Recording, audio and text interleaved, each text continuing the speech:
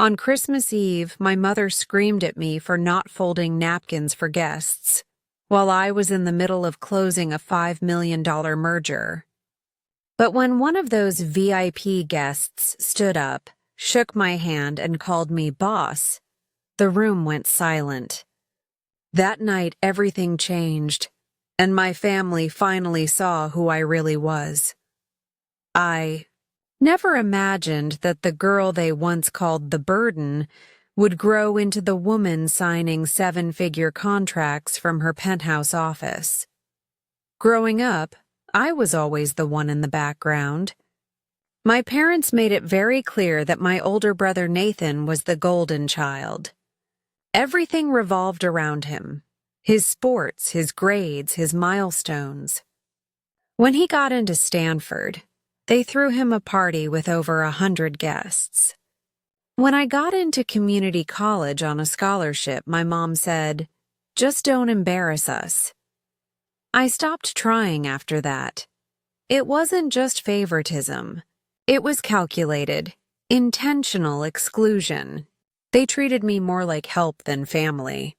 I was the one who cleaned up after family parties, set the table, did dishes, ran errands, and ironed Nathan's clothes even when he was home on break.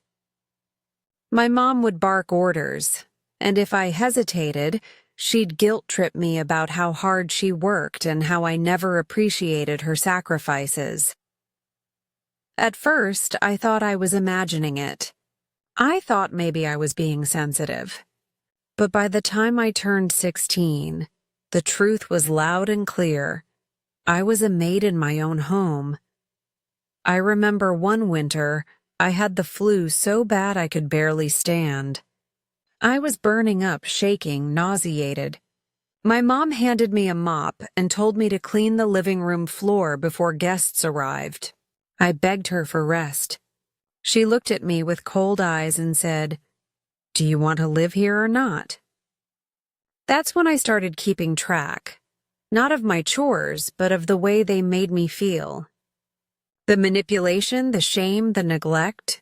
I began writing it all down in a little red notebook I kept hidden behind a loose floorboard in my room. That notebook became my fuel. I knew I had to get out. After finishing high school, I got into a community college with a focus on digital design. I worked 3 jobs to pay for classes. One of those jobs was cleaning the office of a small startup downtown. The founder, Jacob, was kind and a bit eccentric. He'd stay late working on presentations, sometimes forgetting to eat, and I'd leave leftovers for him when I cleaned the fridge. One night, he caught me leaving a grilled cheese sandwich in the break room. He looked so confused. "You made this?" I shrugged. "You skip meals. Someone should remind you you're human." He smiled and offered me coffee. That night turned into a conversation that changed my life. Jacob learned I had design skills. He offered me a chance to try designing a logo for his startup. I did it overnight. The next morning, he said he loved it more than anything the agency had done. He gave me a part-time gig doing branding, then product mock-ups, then UI layouts. Before long, I was working alongside him as a junior designer while still mopping the floors at night. He didn't care about my titles or background. He cared about my work, and I delivered. By the time I graduated, I had 3 freelance clients of my own and a portfolio Jacob helped me build. I got hired at a tech firm in the city and moved into a shared apartment. Every dollar I made, I saved or reinvested into my small freelance business. My parents had no idea. They still thought I was taking basic art classes. They mocked me for not having a real degree. At family dinners, I was the one clearing plates while Nathan bragged about his MBA internship in New York. I let them believe I was nothing. It was safer that way. What they didn't know was that I had co-founded a digital marketing firm with Jacob's cousin Lily, an analytics genius I met through him. We called it Undercurrent because we liked the idea of being quietly powerful. By 25, we had 3 employees. By 26, we had 6-figure retainers from 2 major brands. I had my own apartment with a view, a closet full of tailored clothes, and a team that respected me. Still, I told my parents nothing. I don't know why, really. Part of me thought if they knew, they'd find a way to ruin it. Or worse, take credit, so I kept my life compartmentalized. Business Karen and family. Karen were 2 different people, until Christmas Eve. It was a snowy December evening when I got the call from my mom. I had just finished reviewing a campaign deck with my creative director when my phone buzzed. My mom never called unless she wanted something. "Karen," she said breathlessly, "I need you to come early tonight. We're hosting an important guest." "I'm in the office," I replied. "We have a meeting in an hour." "Cancel it," she said without a hint of apology. "This isn't just any guest. Your father's been networking for weeks. This man is a high-profile investor. Very influential. We can't mess this up." I tried to explain that I was also handling high-profile business, actual work, but she cut me off. "This family has supported you for years," she said. "The least you can do is serve some drinks and not embarrass us." I said nothing. My stomach turned, not because I was nervous, because I was angry. But as always, I gave in. I arrived 2 hours later, wearing a black dress and low heels. My mom handed me a tray of hors d'oeuvres before I even took my coat off. There were about 15 people in the room, mostly people I didn't recognize. Suits, expensive watches, manicured wives. I moved between them like a ghost, invisible and silent. Then I heard his voice. "It's a lovely home," he said. "Reminds me of my daughter's place. She'd just closed on her second property downtown." I turned to look at him and almost dropped the tray. It was Marcus Hill, CEO of Apex Dynamics. We'd just signed a $2.2 million contract with him last week. He didn't know my face, but he knew my name. I froze, trying not to make eye contact. But fate had other plans. My dad approached Marcus with pride. "Karen, come here. Say hello to Mr. Hill." I turned slowly, offering a polite nod. Marcus stared at me, squinting slightly. "Karen?" "Karen Fields?" he said. I felt my heart leap into my throat. My mom laughed awkwardly. "Oh no, you must be thinking of someone else. Our Karen just helps around the house." Marcus didn't laugh. He stepped closer, eyes locked on me. "Are you the Karen Fields who owns Undercurrent?" The room went dead silent. I wanted to disappear. My father's face twisted. "She's a freelancer or something." "Barely getting by," Marcus ignored him. He reached into his coat, pulled out his phone, and opened an email. "This Karen?" he asked, showing everyone my photo from our company website. My headshot on a press release titled, "Apex Dynamics partners with Undercurrent in strategic growth deal." My mother's mouth opened, then closed, then opened again. I said nothing. Marcus chuckled. "Well, I guess I owe you a proper introduction." He turned to my parents. "This woman is the reason we pulled out of the other 2 agencies. She's the most precise operator I've worked with in a decade. You should be proud." Then he turned back to me. "But I must ask, why the hell are you serving food?" The tray in my hand felt like it weighed 1,000 pounds. I was asked to help, I said quietly. His face hardened. You're not help. You're a damn powerhouse. That night shattered the illusion. My parents didn't say a word as I grabbed my coat and left. And that was just the beginning. I didn't cry when I got home that night. Instead, I poured a glass of wine, sat by the window of my penthouse apartment, and stared out at the city lights like they were my only friends in the world. I wasn't sad. I was released. For years, I had hidden everything I'd built because I thought it wasn't for them. Because I believed foolishly that I could build a successful life without ever confronting the past. But the look on my parents' faces when Marcus Hill said my name, it was the first time they truly saw me. I thought I'd feel proud, empowered. Instead, I felt hollow. The next morning, I got a message from my brother Nathan. Whatever show you tried to pull last night, Mom and Dad are pissed. Don't think you're better than anyone. I stared at the text for a full minute before deleting it. Of course he'd take their side. Nathan had always seen me as the family's maid too. Not once had he stood up for me.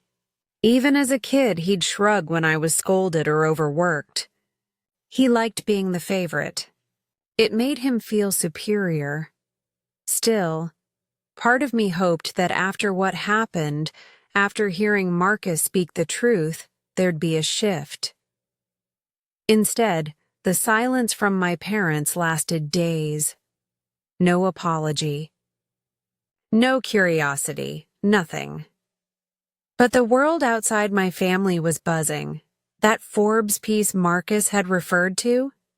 It dropped on Christmas morning. A full spread.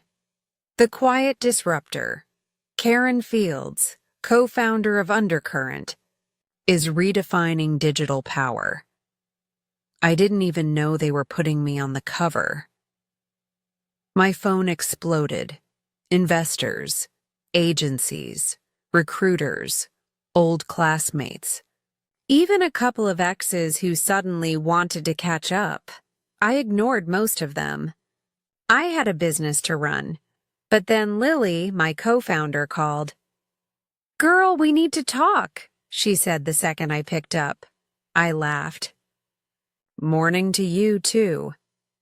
Marcus Hill told the media you were the most composed operator he's ever met, after watching you serve cheese cubes at your family's party." I groaned. "He didn't." "Oh, he did. It's in the Business Digest interview. He said, 'You can tell a lot about a leader by how they handle disrespect.' Karen Fields handled it with class and strategy." I blinked. Class and strategy. Maybe that's what I'd been doing all these years. Quietly building, silently enduring, and waiting to cash in on all the pain. Lily went on. "We just got 2 more partnership offers. Also, this is random, but one of the top private schools downtown invited you to speak at their female leadership event next month." I chuckled. Little do they know I learned leadership by cleaning toilets with a fever. Maybe that's the story you need to tell. But that story wasn't done yet. 3 days later, I got a text from my mother. "We need to talk. Come by tonight. No apology, no warmth, just a command." I wasn't planning to go. But something inside me, maybe the last remnants of the obedient daughter I used to be, wanted closure. So I went.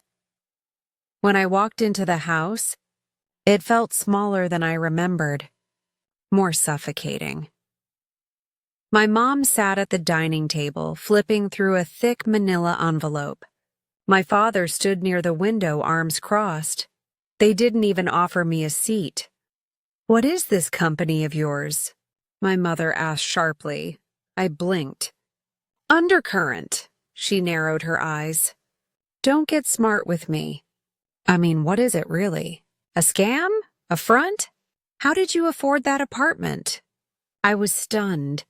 You think I'm running a scam because I became successful without your help? She slapped the envelope onto the table. We Googled you. Looked up your LLC, your investors, all these articles, and yet for years you told us nothing. You lied. I didn't lie, I said calmly. I protected myself. My father jumped in. You made us look like fools in front of Marcus Hill. I took a slow breath. You did that to yourselves. All I did was exist, my mother scoffed. Why didn't you ever tell us? We could have introduced you to people. Helped you grow, I laughed bitterly. You wanted me to stop a business meeting to serve appetizers. That's not help. The silence stretched long. Then my mom dropped the real reason she'd called. We need you to fund Nathan's business. My stomach dropped. What? He's trying to launch a fintech startup, she said. He's got connections, but he needs capital. You have it. I felt like I was in a dream. A cruel, surreal joke. So after years of neglect, you want me to bankroll your favorite child's dreams? He's your brother, my dad snapped. Family supports family. I stood there stunned. For 15 years, I supported this family. Emotionally, physically, financially. I cleaned your floors, ran your errands, missed deadlines to drive you to appointments. And now you think you're entitled to my success? My mother raised her chin. If you were really successful, you'd have no problem helping. Something snapped. I walked over to the envelope, opened it and slowly shredded every page inside. Here's what I'll do, I said, my voice calm. I'll hire a lawyer, and I'll officially remove your address from everything tied to me. No financial dependencies, no obligations. From this moment on, I am no longer your plan B. My father stepped forward. Karen, don't be dramatic. No, I said sharply. I'm done being your maid.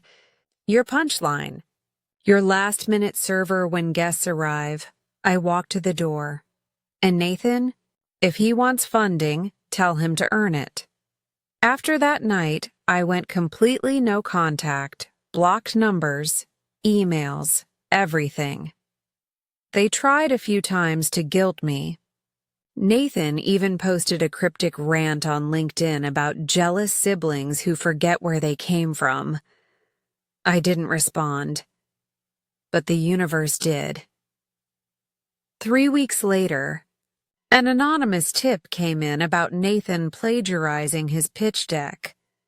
His fintech idea was almost entirely lifted from a London-based startup. The company threatened legal action. Investors pulled out. My parents went silent again, this time for good. That spring, I got another email from Marcus Hill's assistant. Mr. Hill would like you to keynote his leadership summit in Chicago. Theme, The Power of the Underdog. Travel and accommodations will be covered. I accepted. When I walked on stage to a standing ovation, I thought back to that Christmas Eve, when I was holding a tray and trying not to be seen. Now, they couldn't look away, and I still had one final move to make. The leadership summit in Chicago changed everything. I walked out to applause, but it wasn't the crowd that made my pulse spike. It was the first slide of my deck. Projected 30 feet tall behind me was a photo from that Christmas Eve. There I was, holding a silver tray of cheese cubes. Background blurred, shoulders stiff, eyes looking sideways, almost off camera, and beside me, Marcus Hill, mid-laugh, completely unaware of who I was. I let the silence hang. This, I said, is the moment I realized I didn't need validation to be powerful. I only needed clarity. I told the story, not with bitterness, but with precision. No names, no petty jabs, just the facts. The CEO in the photo, Marcus, was now a close ally. The woman in the photo, me, had built a company from a second-hand laptop and silent rage. And the family who had ignored that? They taught me exactly what kind of leader not to be. It wasn't just cathartic. It was calculated. Because after the summit, I got requests from networks, podcasts, panels. Forbes wanted a follow-up. Marcus offered to co-author a book, and one particular email stood out. Karen, we're producing a docuseries on self-made women who built empires in silence. You came up as the top recommendation. Would love to feature your journey. I stared at the screen. I hadn't planned to go public. Not this much. But something inside me, maybe the part that had once scrubbed floors while dreaming of office buildings, wanted to be seen. Fully and unapologetically, I agreed. A month later, I got a notification. My hometown's biggest networking gala had a guest list posted online. There, under keynote attendees, were my parents. And Nathan, I didn't even know they were invited to these things. Then I saw the theme. Family dynasties building generational wealth together. I almost laughed out loud. Of course they'd attend that. Probably trying to network their way into someone else's idea of legacy. But the part that made my heart stop? The panel was being hosted by Capital Vine, one of my company's early angel investors, and I happened to be friends with the founder's daughter. I made one phone call. Would it be crazy, I asked, to crash the gala? She snorted. Crazy? No. Legendary? Yes, I'll get you a spot. That Saturday, I walked into the ballroom wearing a sleek black satin jumpsuit and 6-inch heels that clicked like punctuation on marble. I didn't sneak in.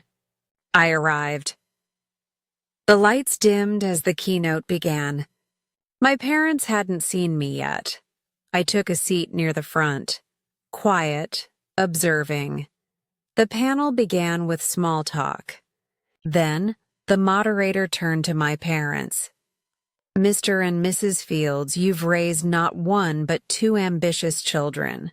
Tell us, what role did you play in fostering their entrepreneurial spirit? My mother, ever the actress, smiled. Oh, we've always believed in hard work, discipline, structure. We taught our kids to earn their success. I almost choked on my champagne. Then the moderator added, And Nathan? Tell us about your current ventures. He leaned into the mic. I'm launching a fintech platform. We've had a few setbacks, but we're rebuilding. With the right investors, I'm confident we'll scale. That's when I stood up. The click of my heels echoed as I made my way to the side of the stage. The moderator blinked. I'm sorry, ma'am, this is Karen Fields, I said, flashing my badge. The audience murmured. My parents froze. I was invited by Capital Vine. They funded my Series A 3 years ago, and they asked if I'd like to join the panel. The moderator stumbled over his words. Of course, please. I stepped up, and for the next 10 minutes, I laid it bare. Not the bitterness, not the trauma, just the journey, the hours, the grind, the erasure, the rise. I ended with, sometimes your greatest fuel comes from those who doubted you the most. I didn't look at my parents once during the speech. but I felt my mother's stare like a blade. When I stepped off the stage, cameras followed, reporters swarmed. Attendees clapped me on the back. My parents left early. 3 days later, I got an email from my mother. "You embarrassed us. How could you?" No apology. No reflection. I archived it. And when Nathan posted an Instagram story captioned, "Some people sell their family for clout," I didn't flinch. I was too busy reviewing the final cut of the docuseries, because in episode 3, we show the footage of the gala. Of the moment I stood on that stage, not as someone's afterthought, but as the one they all came to see. But revenge isn't just about grand gestures. Sometimes, it's in the details. I sent a care package to my parents' house 2 weeks later. Inside was a printed copy of the Forbes cover, a signed note, and one sentence written in gold script. "I became the woman you never thought I'd be, because I had to do it without you." They never replied. But I know they got it, because 6 months later, when a local paper ran a story titled "Small-Town Family Misses Out on Billionaire Daughter's Legacy," their neighbors didn't stop talking for weeks. That summer, I bought a lake house. My assistant asked if I wanted to throw a party. I said no. I invited one person, my grandmother. She was the only one who had ever whispered, "You're meant for more, baby. Just wait." We sat by the water, eating fruit and watching the sunset. She turned to me. "Do you feel at peace now?" I thought about it. "No," I said, "but I feel in control." And that, for now, was enough. I wasn't expecting the letter. It arrived 6 months after the gala, tucked into a cream-colored envelope with a handwritten address. It was from my father, my actual father. The man who had sat in silence for most of my life, nodding along as my mother dictated everything, from how we decorated the house to how I should have been more like Nathan. His handwriting was slow, uncertain, almost unfamiliar.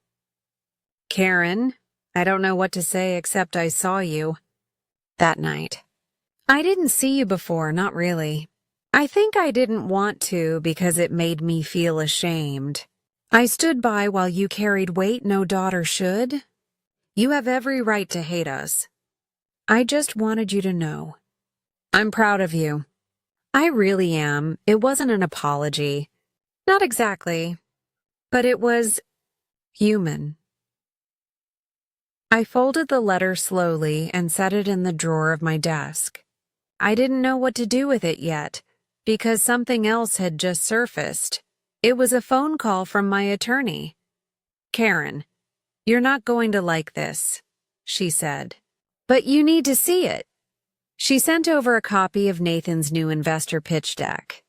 At first, it looked normal, but then Slide 7, my logo, my company name, as a sister organization to validate their AI finance claims. I blinked. And then I laughed, out loud, alone in my office. He wasn't just leeching off my success. He was using my name to raise money. I picked up the phone. "Nathan," I said calmly when he answered. "How interesting to see my company name in your deck." Silence. Then, "Karen, I didn't think you'd—" "No, you didn't. That's your problem. You still think I'm the quiet sister who'll keep letting you ride on my back while you take all the credit," he stammered. "It's just temporary. To boost trust, boost fraud is more like it. You want trust? Build something real." "I'm just trying to get this off the ground," he said, voice rising. You think everything was so easy for you? I don't think, I said. I know it wasn't, and I still made it. I hung up, and then I filed a formal cease and desist. The story hit the press a week later. Tech founder Karen Fields protects brand from family fraud scheme. I didn't leak it. Someone else did, but I didn't deny it either. That silence? It said everything. Nathan went quiet on social media. Investors backed out. And my mother? She sent me an email titled, "You've ruined everything."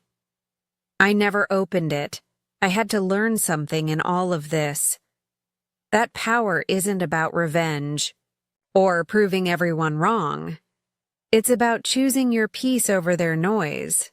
And it's about building a life so solid, no one else's chaos can shake it. That fall, I spoke at another tech conference, this time in front of a crowd of 10,000. Halfway through my speech, I told the story. Not the scandal, the climb. The day I stopped begging for love, I said, was the day I started building my own ladder. The applause was thunderous. But the real moment that broke me? Backstage, a young woman approached me with tears in her eyes. "My mom never saw me either," she whispered. "But watching you made me feel like I wasn't invisible anymore." That was the legacy I wanted. Not the millions. Not the headlines. This, the ripple effect of rising. A year later, I got married. Not a big wedding. Just 30 people. All handpicked, people who saw me, celebrated me, knew the Karen behind the empire. I didn't invite my parents, not to punish, but to protect my peace, my growth, my joy. They didn't get access anymore. And you know what? It didn't feel like a loss. It felt like finally being whole. The last time I saw my mother was at a charity auction 2 years later. She was across the room, wearing pearls, her eyes sharp as ever. She didn't come over. I didn't wave. But as I walked past her, I heard her say to someone, "That's my daughter." It wasn't pride. It was possession. And it didn't land the way she thought it would. Because I wasn't hers anymore. I had become my own. The last words of this story aren't revenge or bitterness. They're this. You don't need to scream to be heard. You don't need their love to love yourself. You don't need their stage to build your own empire. You just need one thing. You. And that is more than enough.